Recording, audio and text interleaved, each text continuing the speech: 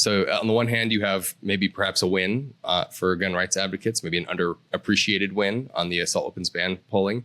But at the same time, as you pointed out, which I think is shrewd, there's sort of an underappreciated worrying sign in the polls where you're seeing not great signs. We've covered polls where folks are now, for the first time in over a decade, saying it's more important to reduce, quote unquote, reduce gun violence, whatever that means to respondents, than it is to protect gun rights, for example. So the deprioritization of gun rights among the general public, maybe outside of the gun rights movement, I think is something that's not being fully appreciated because there's such a sugar high from the Bruen decision and because court cases are going so well for the gun rights movement at the moment.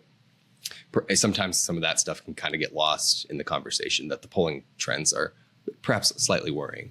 I think that's exactly right. I mean, if you're a gun control advocate, they're moving in the right direction. And I'm talking here mainly about, the macro trends.